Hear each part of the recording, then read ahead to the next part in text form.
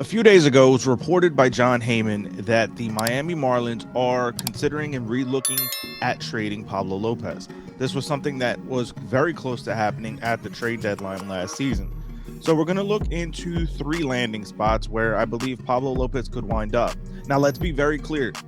Acquiring a guy like Pablo Lopez to any of the other 29 ball clubs is going to be something that every team should look into doing. Pablo Lopez can be a very reliable starter for all the teams in Major League Baseball. So when you look at what this particular video is going to be, it's going to be the 3 teams that I think are going to be the most aggressive in trying to acquire him. So let's get into number 3.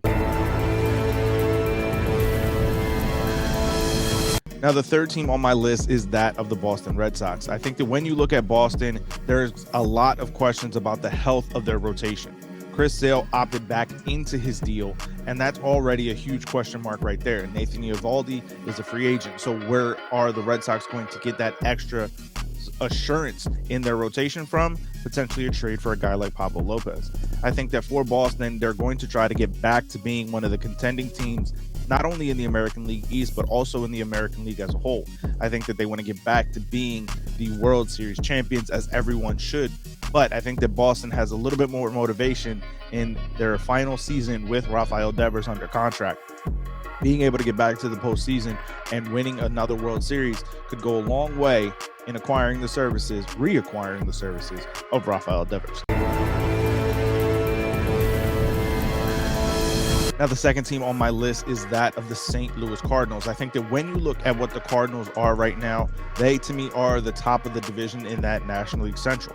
I think that they are going to have some competition this season with the Cubs getting better. I think the Cubs are going to spend a lot of money this offseason, and I also think that the Brewers are going to be better.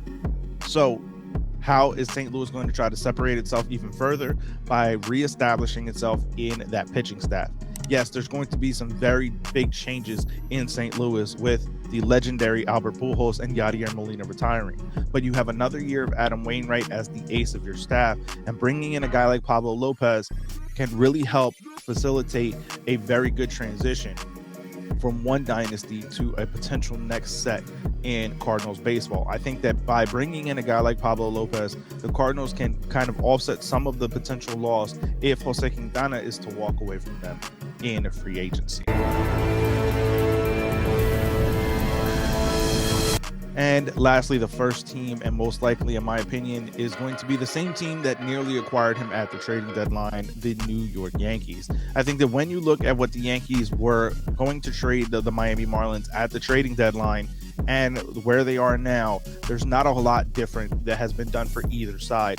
So I think that the Yankees are likely in the prime position to be able to acquire the services of Pablo Lopez because they were just at the precipice of acquiring him at the trading deadline.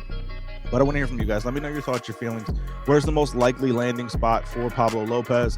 What kind of deal do you see going back to Miami to be able to make this trade happen? Let me know those thoughts, those feelings down in the comment section below, or find me over on Twitter at banter_baseball, and we can keep the conversation rolling. So I'm going to take a brief moment here before we close out, and I want to say that the Baseball Banter broadcast is looking to grow its reach, and we're looking to bring in more correspondents for all 30 teams in Major League Baseball. So if you're interested, reach out to us. You can leave a comment down below. You can DM me over on Twitter at banter_baseball to let me know your interest level and find out more information. So head over to Twitter, find me at banter_baseball, and send me a DM, and we can discuss more information on the positions. Make sure you check out these show notes below for our partner Lids and Epidemic Sound. And as always, if you want to show more support for us here at the Baseball Banter Broadcast, you can do so by heading over to baseballbanterbroadcast.com. We have a ton of promo codes up right now on the site for all of your holiday shopping needs for the baseball fan in your life.